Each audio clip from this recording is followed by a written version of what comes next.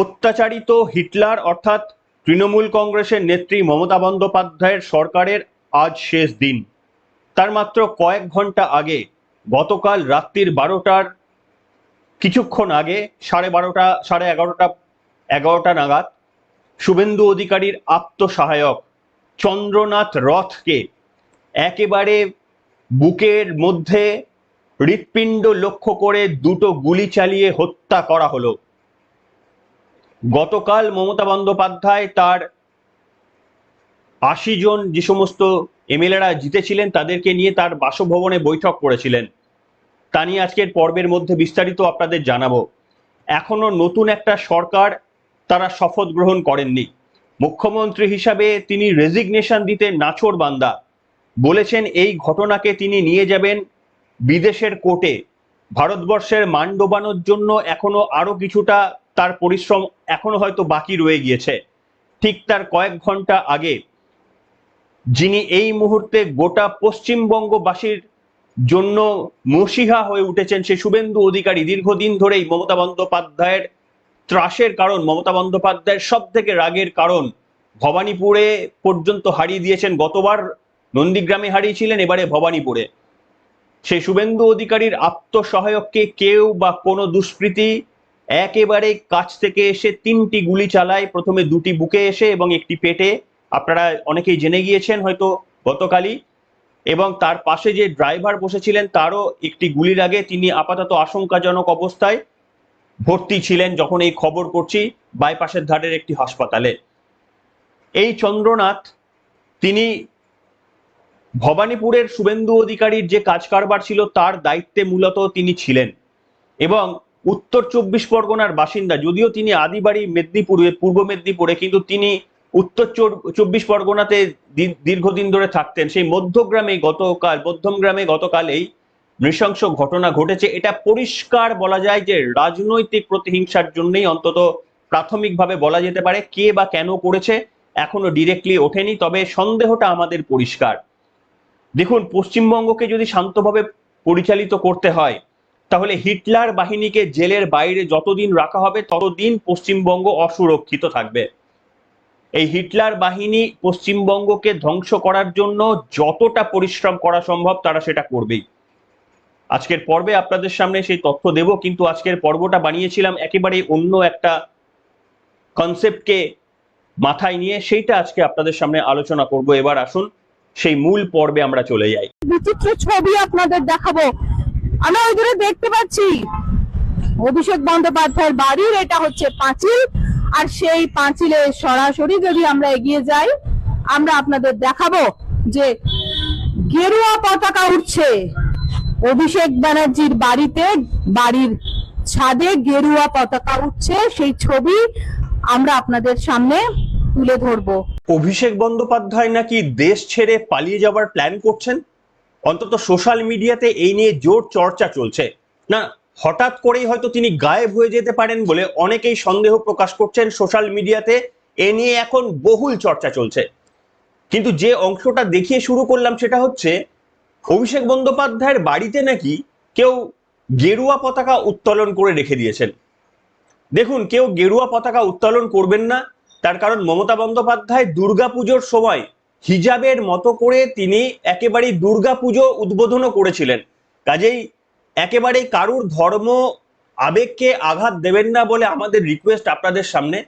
কিন্তু এই মুহূর্তে যে সমস্ত গুরুত্বপূর্ণ খবরগুলো আমরা পাচ্ছি সেখানে সাধারণ মানুষের তৃণমূল কংগ্রেসের নেতা নেতৃত্বদের ওপর এতটা রাগ, মমতা বন্দ্যোপাধ্যায় চাইছেন যে এই আক্রোশ থেকে বাঁচার জন্য offence is the best defence, অর্থাৎ তিনি আবারও আগ্রাসী রাজনীতির ভূমিকায় আসতে চলেছেন। তিনি বলছেন হুঁশিয়ারি দিয়ে যে আন্তর্জাতিক আদালতে তিনি চলে যাবেন। তিনি কোনো রকমেরই ইস্তফা তো দেবেনই না, বরঞ্চ কিভাবে তাকে জোর করে হারানো হয়েছে একটা স্বাধীন গণতান্ত্রিক দেশ ভারতবর্ষ, কিভাবে তার মতো স্বচ্ছ ভাবমূর্তির একজন ভদ্রমহিলাকে হারিয়ে দিয়েছেন তার জন্য আন্তর্জাতিক আদালতে চলে যাবেন কেস করতে নাকি মমতা বন্দ্যোপাধ্যায়। অন্তত গতকাল কর্মী সমাবেশে সেই বার্তাই দিয়েছেন।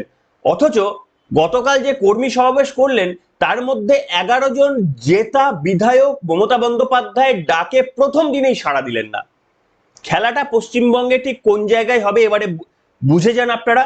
আজকেও শোনাবো আপনাদের সামনে সেই অসাধারণ সব কাহিনীর ভান্ডার নিয়ে আপনাদের সামনে হাজির হয়েছি। নমস্কার, আমি প্রলয়। প্রত্যেক দিনের মতোই নতুন আরো একটি পর্ব নিয়ে সকালে আপনাদের সামনে হাজির হয়েছি। আপনাদের প্রত্যেককে রিকোয়েস্ট যে আপনাদের আওয়াজ হয়ে আমি প্রতিফলিত হব, এটা আমার অঙ্গীকার, দৃঢ় অঙ্গীকার। সে যদি আপনাদের কথাতে যদি বিজেপিও কর্ণপাত না করে তাহলে সেই কথাগুলো আমি তুলে ধরবো একেবারেই আপনাদের সামনে, মানে একেবারে বিশ্বাসযোগ্যতার সঙ্গে সেই কথা বলছি। তাই চ্যানেলটিকে সাবস্ক্রাইব করে পাশে রাখবেন, বিপদে আমরাই থাকবো আপনাদের সঙ্গে। দেখুন, আমি আপনাদের সামনে মমতা বন্দ্যোপাধ্যায়ের গতকালের একটা অদ্ভুত ঘটনার কথা উল্লেখ করি। সেই ঘটনাটা হচ্ছে, মমতা বন্দ্যোপাধ্যায় যে 80 জন বিধায়ক মমতা বন্দ্যোপাধ্যায় এখনো পর্যন্ত জিতেছেন তাদেরকে নিয়ে একটা সমাবেশ ডেকেছিলেন তার নিজের বাড়িতে, কালীঘাটের বাড়িতে। কিন্তু সেখানে একটা অদ্ভুত ঘটনা ঘটেছে। হঠাৎ করেই অভিষেক বন্দ্যোপাধ্যায় এখন এতটা ডিপ্রেসড, অভিষেক বন্দ্যোপাধ্যায় নাকি দেশ ছেড়ে পালিয়ে যেতে পারেন বলে সোশ্যাল মিডিয়াতে একেবারে গুঞ্জন ছড়িয়ে গিয়েছে। সেই অভিষেক বন্দ্যোপাধ্যায়ের মনোবল বাড়ানোর জন্য মুখ্যমন্ত্রী কি করলেন জানেন? মুখ্যমন্ত্রী বললেন যে তোমরা সবাই উঠে দাঁড়াও, উঠে অভিষেকের জন্য হাততালি দাও। তার কারণ ওই নির্বাচনে এত পরিশ্রম করেছে, ওর একটা হাততালি প্রাপ্য। এবং অভিষেক বন্দ্যোপাধ্যায়ের বাবার বয়সী যারা রয়েছেন তারা পর্যন্ত মমতা বন্দ্যোপাধ্যায়ের বক্তব্যে, মানে সেখানে তো আর ডেমোক্রেসি বলে কিছু চলে না, যার নির্দেশ সেটাই পালন করতে হবে। শোভনদেব চট্টোপাধ্যায়, বিমান বন্দ্যোপাধ্যায়, এরকম অনেক প্রবীণ নেতা, এমনকি ফিরহাদ হাকিম, মানে অভিষেকের থেকে বয়সে বড়, প্রত্যেকে উঠে দাঁড়িয়ে হাততালি দিতে হলো। বেরিয়ে অনেকেই আড়ালে আবডালে মুখ খুলে বলছেন যে হাততালিটা বসে দিলেও তো পারা যেত। তার দ্বিগুণ তিনগুণ বয়সের লোকজনকে ডেকে এনে অভিষেক বন্দ্যোপাধ্যায় এমন কি করেছে যে তার জন্য সবাইকে হাততালি দেওয়ার নির্দেশ দিলেন মমতা বন্দ্যোপাধ্যায়? কয়েকটা দিন অপেক্ষা করুন। শুধু বিজেপির দরজাটা বন্ধ রেখে দিয়েছে তাই, বিজেপির দরজাটা খোলার অপেক্ষা, হু হু করে সেই বেনো জল ঢুকবে, কিন্তু সেই বেনো জল বিজেপি আটকে দিয়েছে। গতকাল পরিষ্কারভাবে তারা জানিয়ে দিয়েছেন যে যারা নিজেকে স্বঘোষিত বিজেপি বলে মনে করছো তাদের কিন্তু এই রাজনৈতিক দলে এইরকম ভাবে আমরা অ্যাকসেপ্ট করি না, বা বিজেপির ঝান্ডা জোড়ে যারা আক্রমণ করছো তাদেরকেও আমরা অ্যাকসেপ্ট করি না। আমি শোনাবো সেই বক্তব্য। কিন্তু এইখানে মমতা বন্দ্যোপাধ্যায় যে সভাটা ডাকলেন, এই সভায় অত্যন্ত গুরুত্বপূর্ণ 11 জন বিধায়ক অনুপস্থিত ছিলেন। অর্থাৎ 80 জনের মধ্যে মাত্র 69 জনই কিন্তু সেখানে উপস্থিত হয়েছিলেন। এটাই সব থেকে তাৎপর্যপূর্ণ বিষয় যে প্রথম দিনই মমতা বন্দ্যোপাধ্যায়ের ওপর আস্থা অনেকেই হারিয়ে ফেলেছেন, তার মধ্যে 2 গুরুত্বপূর্ণ মুসলিম নেতাও মমতা বন্দ্যোপাধ্যায়ের ডাকা বৈঠকে গড়হাজি ছিলেন। এখানেই নয়, মমতা বন্দ্যোপাধ্যায় সেখানে একটা বিস্ফোরক কথা বলেছেন যে আমি গিয়ে পদত্যাগ করব না, ওদের যদি সাহস থাকে তাহলে রাষ্ট্রপতি শাসন জারি করুক। আজকের দিন হচ্ছে ওই 15 বছর এবং গত 5 বছরের দুর্নীতিগ্রস্ত একটি রাজনৈতিক দল তাদের সরকারের শেষ দিন অফিসিয়ালি। এবং এই যে 9 তারিখে বিজেপি শপথ গ্রহণ করবে, তার মধ্যে যে 2টো দিন রয়েছে, এই সময় কি হবে? মমতা বন্দ্যোপাধ্যায় যেহেতু মানে ইস্তফা দিলেন না এবং ভারপ্রাপ্ত হিসেবেও তিনি কাজ করতে রাজি নন, তাই একটা সাংবিধানিক সংকট তৈরি হয়েছে। রাজ্যপাল এটা কিভাবে প্রশাসনিকভাবে হ্যান্ডেল করবে সেটা দেখার রয়েছে। কিন্তু এখানে প্রাক্তন মুখ্যমন্ত্রী মমতার বক্তব্য হচ্ছে যে এটা রেকর্ড থাকুক, তোমরা রাষ্ট্রপতি শাসন জারি করো। অর্থাৎ তিনি একটা রাজনৈতিক পরিসর চাইছেন, আবারও যেটা নিয়ে তিনি রাজনীতি করবেন, তিনি সিম্প্যাথি আদায়ের চেষ্টা করছেন। দেখুন, শ্রমিক ভট্টাচার্য বলেছেন যে অনুপম খেরের মাথায় তাকে চুল গজাতে পারে, কিন্তু মমতার বিরুদ্ধে সিম্প্যাথি ভোট মানুষ দেবে, সিম্প্যাথি আনবে, এই একেবারে রাজনীতিতে কুৎসিত একজন রাজনৈতিক মানে নেত্রী যিনি পশ্চিমবঙ্গকে এই লেভেলে নিচে নামালেন, এটা কোনোদিন ঘটবে না। তো এইখানে আমি আপনাদের সামনে শুধু এটাই নয়, মমতা বন্দ্যোপাধ্যায় এটা বলেছেন যে তিনি আন্তর্জাতিক আদালতে পর্যন্ত চলে যাবেন। অর্থাৎ ভারতের নাম ডোবানোর কাজটা এখনো তিনি সম্পূর্ণ করে উঠতে পারেননি। আরো বেশ কিছুটা দায়িত্ব তিনি নিয়ে ভারতের নাম কিভাবে ডোবানো যায় সেই চেষ্টা করবেন। তার কারণ গত পরশু ট্রাম্পের তরফ থেকে আমেরিকার প্রেসিডেন্ট তিনি পশ্চিমবঙ্গে মমতার রাজত্ব শেষ হওয়ার জন্য নরেন্দ্র মোদীকে ধন্যবাদ জানিয়েছেন এবং কনগ্রাচুলেশন জানিয়েছেন। এহেন মমতা তিনি চলে যাবেন নাকি প্ল্যান করছেন ভারতের বিরুদ্ধে লড়াই করতে, কারণ তার ভাইপো সে দুদিন আগেই গোটা ভারতকে ডায়মন্ড হারবারে নিয়ে এসো বলে চ্যালেঞ্জ ছুড়ে দিয়েছিলেন গোটা ভারতের বিরুদ্ধে। এরা কমপ্লিটলি ভারত বিদ্বেষী।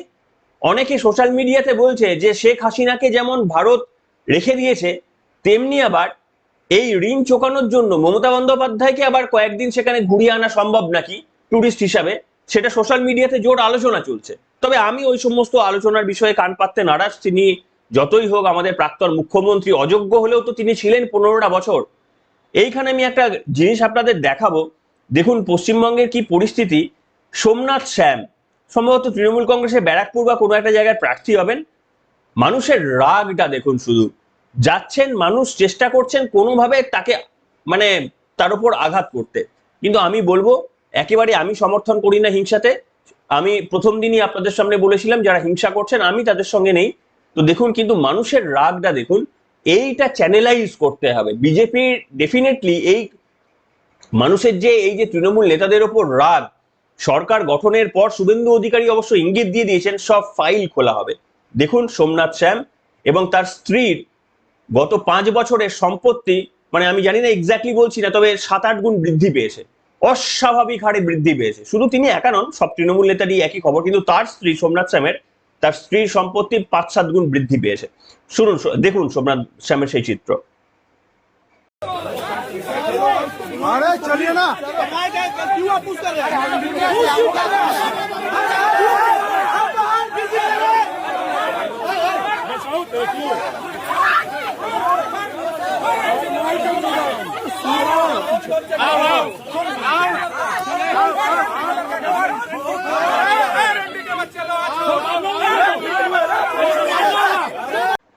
দেখলেন, এই চিত্র কিন্তু সাধারণ মানুষের জন্য কাম্য নয়। আইন হাতে যারা তুলে নিচ্ছেন আমরা প্রথম দিন থেকে তাদের বিরোধী, কিন্তু সাধারণ মানুষের আক্রোশ রয়েছে, মারাত্মক আক্রোশ রয়েছে। তা সত্ত্বেও আমি কোনোভাবেই এটাকে আমি জাস্টিফাই করতে দেব না। আমি কোনোভাবেই বলতে দেব না যে আক্রোশ রয়েছে মানে আপনি আইন হাতে তুলে নিতে পারেন। আমার চ্যানেলে বসে আমি কোনোদিন হিংসার কথা বলিনি, কোনোদিন বলবো না। যারা করছেন তারা একেবারেই ভুল কাজ করছেন। প্রশ্ন হচ্ছে এখানে অনেকে নিজেদের স্বঘোষিত তৃণমূল মানে স্বঘোষিত বিজেপি রাতারাতি বানিয়ে ফেলেছেন। যারা কোনোদিনই বিজেপির সঙ্গে যুক্ত ছিলেন না, তৃণমূলকে সমর্থন করে গিয়েছিলেন, তারা রাতারাতি গেরুয়া আবির মেখে আর বিজেপির পতাকা নিয়ে তারাই মেনলি এই কাজগুলো করছেন। বিজেপির তরফ থেকে একেবারে কড়া বার্তা দেওয়া হয়েছে। কি বলেছেন বিজেপির অফিসিয়াল মুখপাত্র শুনুন। আর এটাই অ্যাকচুয়াল পরিবর্তন, যে পরিবর্তন আমরা চেয়েছিলাম। ওই মমতা বন্দ্যোপাধ্যায়ের বদলার রাজনীতি তিনি মুখে বলতেন, আসলে তিনি রবীন্দ্রসঙ্গীতের নামে বদলা নিয়েছিলেন।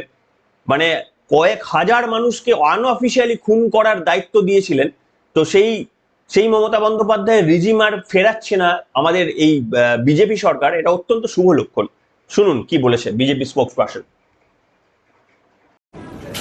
আমাদের জয়ের পরে ভারতীয় জনতা পার্টিকে পশ্চিমবঙ্গের মানুষ যেভাবে আশীর্বাদ দিয়েছেন, তারপরে যে ল্যান্ডস্লাইড ভিক্টরি আমাদের দিকে এসেছে, তারপরে কিছু অন্য দলের লোক, প্রধানত তৃণমূল কংগ্রেসের, তারা রাতারাতি নিজেদের ভারতীয় জনতা পার্টির নেতা বা কর্মী বলে পরিচয় দিচ্ছেন।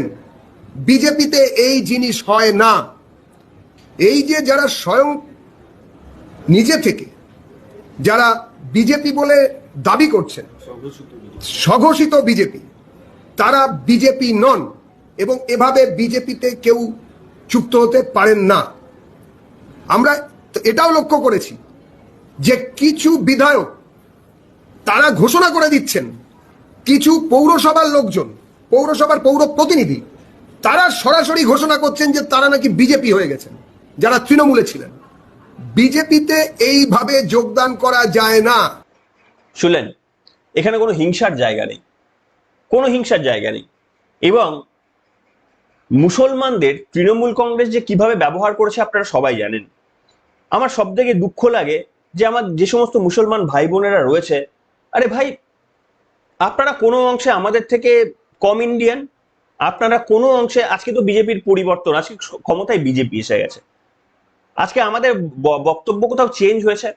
আমরা কোথাও বলছি, আমাদের সেই সাংবিধানিক অধিকার রয়েছে যে আপনাদের বলার যে আপনারা ভারতীয় নন, আপনাদের যদি আপনাদের গায়ে কেউ হাত দেয় আমাদের ওই ফোন নাম্বারে ফোন করে জানাবেন, ভিডিও তুলবেন। কোনো বিজেপিও যদি আপনার গায়ে হাত দেয় অনৈতিক কারণে, আপনি পরিবার নিয়ে বসবাস করছেন, আপনার গায়ে যদি কেউ হাত দেয় আমাদের ভিডিওটা তুলে পাঠাবেন, আমরা দেখাবো, আমরা বিজেপির কাছে পৌঁছে দেব যে এগুলো বন্ধ করা, আমরা আপনাদের পাশে থাকবো। কিন্তু আমরা ওই আরাবুল গোষ্ঠীর পাশে থাকবো না, আমরা ওই ফিরাদ হাকিম গোষ্ঠীর পাশে থাকবো না, যে ফিরাদ হাকিম বলেছিলেন যে এই হিন্দু মানে যে সেই সম্প্রদায়গুলো দুর্ভাগা যারা মুসলিম সম্প্রদায়ে জন্মগ্রহণ করেননি। আমরা এই ফিরাদ হাকিম গোষ্ঠী, তাদের দলবল, এদের পাশে আমরা নেই। অসাংবিধানিক যারা কাজ করেছে তাদের পাশে নেই, কিন্তু আমরা সেই মুসলমানদের পাশে রয়েছি যারা দেশপ্রেমিক। তারা বিজেপি বিরোধী হতে পারে কিন্তু তারা দেশপ্রেমিক। একটা উদাহরণ দিচ্ছি, যেমন হচ্ছে আইএসএফ এর যিনি ভাঙড় থেকে এবারে দাঁড়িয়েছিলেন, আইএসএফ এর একমাত্র গতবারের বিধায়ক যিনি ছিলেন নওশাদ সিদ্দিকী, তিনিও মুসলমান, কোনোদিন হিংসার কথা তাকে বলতে শুনিনি। এই মমতা বন্দ্যোপাধ্যায়, আপনাদের মুসলমান প্রীতি দেখানো মমতা বন্দ্যোপাধ্যায় আপনাদের ভাইজানকে টেনে রাস্তার মধ্যে চুল ধরে নিয়ে গিয়ে তুলেছিল প্রেজেন্ট ভ্যানে। হিংসার কথা তিনি বলেননি। আজকে ভাঙড়ে জিতেও শওকাত মোল্লাকে হারিয়েও কিন্তু হিংসার কথা তিনি বলছে না। চেষ্টা করুন না, এরকম মুসলমান হতে পারেন না, নাকি ওই শওকাত মোল্লার মতো মুসলমান হতে যান? দেখুন তো আপনাদেরই ভাইজান কি বলছে। থানা তুলে নিয়ে গেলে আমি তার দায়ী বাঁধবো না। ওই নটোরিয়াস ক্রিমিনালের বিরুদ্ধে ভোটটা আমাকে এই জন্যই দিয়েছে, ভাঙড়ের মানুষ শান্তি চায়। আমি কারো দায়িত্ব নেবো না, তখন বলে দিলাম। আর যদি বলো তোমাদের ভোটে হয়েছে আসামি সার্টিফিকেট ছিঁড়ে ফেলে দিচ্ছি, ওই সার্টিফিকেট আমার দরকার নেই, মানুষের চোখ দিয়ে পানি বেরোবে, ও দরকার নেই, বলো আমি বাড়ি থেকে এনে ছিঁড়ে ফেলে দেবো। আমার এমএলএ হওয়ার শখ নেই, মানুষকে কাঁদাবে কেউ, আমি তাতে নেই ভাই। আমার পরিবার আমাকে বড় ভাইজান তাড়িয়ে পাঠিয়েছে আজকে এখানে। আজকে আমার এখানে আসার কথা ছিল না, আমার অন্য প্রোগ্রাম ছিল। আমি ভাই ওই কাজ করতে পারবো না বলে দিচ্ছি। যদি মারের বদলা মারি হয়, চোখের বদলা চোর হয়, সব তো পৃথিবীটা একটা অন্ধ হয়ে যাবে। আজকে তোমার হাতে ক্ষমতা এসছে, তুমি পিটলে, কালকে পরশু তার হাত ক্ষমতা আসবে, সে পিটবে তোমাকে। মার তো চলতে থাকবে, মার বন্ধ করতে হবে না। আমি সাধারণ মানুষের উদ্দেশ্যে বলছি, কারো প্ররোচনায় পা দেবে না, পুলিশ তুলে নিয়ে চলে যাবে, আর নওশাদ তার পাশে তখন থাকবে না। দেখলেন কেন পারেন না এরকম হতে? কেন আপনাদের রাজনৈতিক দলগুলো ইউটিলাইজ করবে? কেন আপনারা ইউটিলাইজ হবেন বলুন তো? আপনারা ভারতীয় নাগরিক মনে করেন না? আপনাদের কার ক্ষমতা রয়েছে আপনাদের বার করবে? আমাদের জানাবেন, আমাদের ওই স্ক্রিন নাম্বার থাকবে বা আগেও ছিল, ওগুলো দেখে ফোন করবেন, ভিডিও তুলে রাখবেন। আপনাদের সমস্ত কিছু থাকা সত্ত্বেও যদি আপনাদের তাড়ানো হয়, আপনাদের নিয়ে আমরা প্রতিবেদন করব, সজাগ করব, সচেতন করব, আপনাদের বিরুদ্ধে আমরা লড়বো। তার কারণ হচ্ছে এটা বিজেপির রিজম।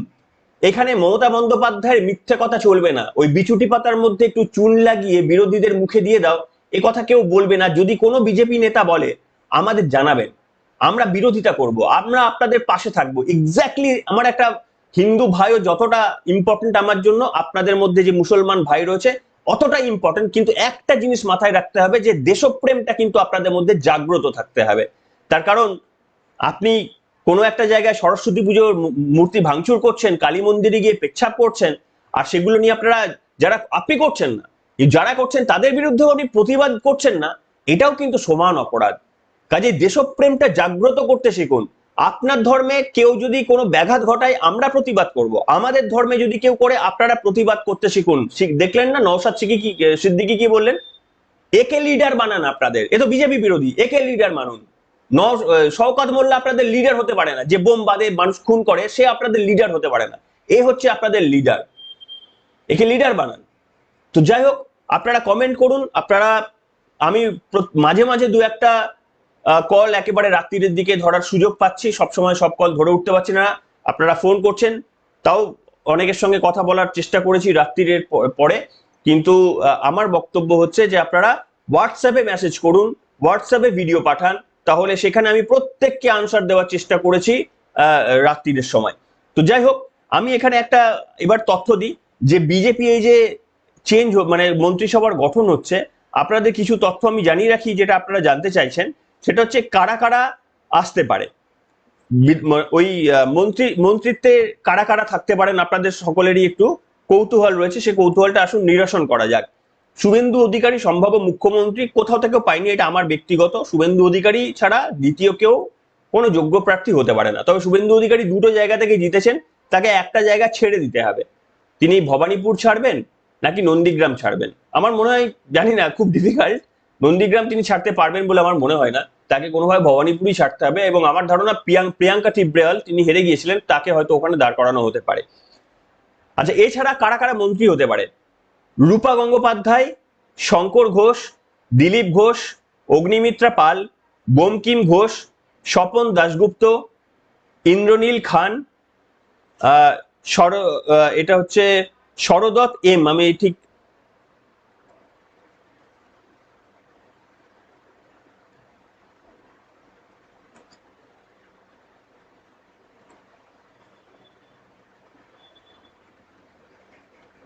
দীপাঞ্জন চৌধুরী বা চট্টোপাধ্যায়, ওই প্রাক্তন সেনাবাহিনী থেকে এসেছিলেন, নামান রায়, সজল ঘোষ, রুদ্রনীল ঘোষ, জগন্নাথ চক্রবর্তী।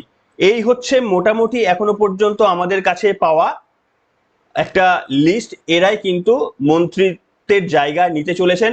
এবং মমতা বন্দ্যোপাধ্যায়ের রত্নখচিত মন্ত্রিসভাটা যে আর বিধানসভায় ঢুকবে না, এটা বড় স্বস্তির। কিন্তু স্বস্তির মধ্যেও এখনো বেশ কিছু অস্বস্তির থেকে গেল, যে এই কুণাল ঘোষের মতো ব্যক্তি, ফিরহাদ হাকিমের মতো ব্যক্তি, এরা আবারও বিধানসভায় প্রবেশ করবেন। ওই পবিত্র জায়গাটাতে এদের প্রবেশের অ্যাকচুয়ালি মানে মোরালি এদের প্রবেশ করার অধিকার থাকে না। আমি জানি না এটা কতদিন আদতে থাকবেন, কারণ এমন একটা দিন আসবে তৃণমূল কংগ্রেস, মমতা বন্দ্যোপাধ্যায় ভাবছেন যে তিনি এমন করবেন, আমি মমতা বন্দ্যোপাধ্যায় নাটকটা শুরু করবেন, যাত্রাটা শুরু করবেন, একটু সময় দিন, মমতা বন্দ্যোপাধ্যায় যাত্রাপালা শুরু করবেন এবং তিনি এমন হই হট্টগোল করার চেষ্টা করবেন। কিন্তু তিনি যেটা বুঝছেন না, তিনি আবারও যেটা করার চেষ্টা করবেন, ধরুন তিনি একটা জায়গায় রাস্তা দখল করে বসে পড়বেন, বুদ্ধবাবু তাকে সরাতে পারেননি কারণ তিনি মহিলা বলে, বুদ্ধবাবু তো ভদ্রলোক ছিলেন, সরাতে পারেননি তিনি মহিলা বলে। এবারে কিন্তু সেটা হবে না। মমতা বন্দ্যোপাধ্যায় এই ভুল করলে মুশকিল। তিনি যদি ভাবেন তিনি রাস্তায় বসে থাকবেন মানুষকে বাঁচাতে, বা মানুষের কথা বলে রাস্তায় বসে থাকবেন, আর বিজেপির পুলিশ তার মানে বিজেপি শাসিত রাজ্যের পুলিশ তাকে কেউ কিছু করবে না, তাকে দিনের পর দিন ওখানে বসিয়ে রাখবে, এটা কিন্তু হবে না। আর তিনি ভাবছেন যে এটা করার পর তিনি সিম্প্যাথি পাবেন, সেগুড়ে বালি। পশ্চিমবঙ্গের মানুষ মমতা বন্দ্যোপাধ্যায়ের জন্য কোনো সিম্প্যাথি নেই। পশ্চিমবঙ্গের মানুষের একজন মানুষেরও, এমনকি তৃণমূল কংগ্রেসের কর্মীদেরও সিম্প্যাথি রয়েছে কিনা আমার সন্দেহ। তার কারণ তিনি এমন কোনো কাজ করেননি, নচিকেতা ছাড়া কিংবা তার ওই বিভিন্ন কবি ছাড়া, সৌরভ গঙ্গোপাধ্যায় তার ওয়াইফ, এদেরকে ছাড়া, কিংবা এই সমস্ত যে গুটি কতক রয়েছেন, এদের এই একটা মানে পরিবেষ্টিত পরিমণ্ডল যারা রয়েছেন, এদের বাইরে মমতা বন্দ্যোপাধ্যায় ভাবতেই পারতেন না কাউকে। তার একটা ছোট্ট রাজত্ব ছিল, ওই রাজত্বে তিনি সকলকে খুশি করে ভাবতেন যে গোটা রাজ্যকে ম্যানেজ করে নেবেন, কারণ এরাই হচ্ছে ইনফ্লুয়েন্সার। পশ্চিমবঙ্গের মানুষ নাকি এই বুদ্ধিজীবীদের কথা শোনে। এই বুদ্ধিজীবীদের হিসাব আমাদের কিন্তু নিতেই হবে। আমি আপনাদের সামনে কথা দিচ্ছি, আমি পিছু ছাড়বো না, সময় লাগবে, আমি পিছু ছাড়বো না। এদের প্রত্যেকের, আপনাদের রেগুলারলি এদের প্রত্যেকের তথ্য তুলে ধরবো আপনাদের সামনে। আমি কথা দিয়ে যাচ্ছি, প্রত্যেকের, যারা পশ্চিমবঙ্গকে পরাধীনতার গ্লানি এতদিন ধরে সহ্য করালেন, আমাদের হাসফাস অবস্থা করে রেখে দিলেন, তাদের তথ্য, প্রত্যেকের তথ্য, নচিকেতাদের তথ্য আপনাদের সামনে তুলে ধরবো।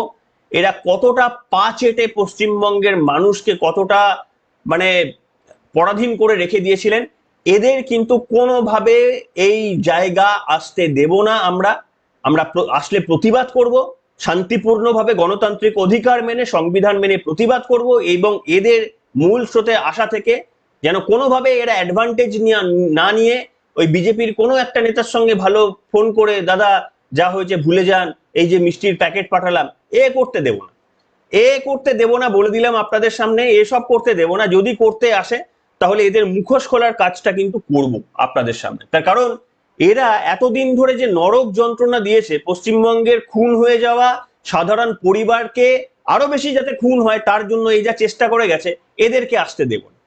এই নিয়ে আমাদের লড়াই জারি থাকবে। শুধু সমর্থন দরকার আপনাদের সমর্থন দরকার। কমেন্ট তো করবেন, লাইক তো করবেন, শেয়ার তো করবেন, কিন্তু তার যারা প্রথম দেখছেন, আমার সাবস্ক্রিপশনটা ইম্পর্টেন্ট। কারণ আমার টার্গেট হচ্ছে এই 1 বছরের মধ্যে আমি যদি 1 মিলিয়ন না ক্রস করতে পারি তাহলে আমার কাছে আর খবর করার মোটিভেশন থাকবে না। তার কারণ এমনিতেই যুদ্ধ করেছি, লড়াই করেছি, একটা রিজিম চেঞ্জ হয়ে গেছে, আমার কাজের 80% হয়ে গেছে বলে আমার মনে হয়। আর যা 20% রয়েছে সেটা হয়তো সাধারণ মানুষ সবাই মিলেই এমনিই হয়ে যায়, আমার দরকার কতটা আছে আমি আর জানি না। কিন্তু আমি তখনই থাকবো যদি দেখি আপনাদের পজিটিভ রেসপন্স, যদি দেখি যে সত্যি মানুষ, হ্যাঁ, যদি কেউ ভাবেন যে এই 1 মিলিয়ন হয়ে গেলে আমার রোজগার বেড়ে যাবে, আপনারা একটু গুগল সার্চ করে দেখে নেবেন একজন সাবস্ক্রাইবারের জন্য 1 টাকা ইউটিউব দেয় না, বলে দিলাম আপনাদের, আপনারা দেখে যাবেন নিজের ইয়েতে। এটা শুধু মোটিভেশন যে পশ্চিমবঙ্গের 1 লাখ মানুষ আমাকে ফলো করে, এটুকুই। আমি কোনো নেতা নই, আমি নেতা হওয়ার শখও রাখি না, আমি সত্যটা আপনাদের কানে পৌঁছে দিতে চাই। এই কাজটার দায়িত্ব আপনারা দিয়েছেন, এইটা যেন করে যেতে পারি, তার জন্যই আপনাদের কাছে এই অনুরোধ। সবাই ভালো থাকবেন, এখনকার মতো এখানে।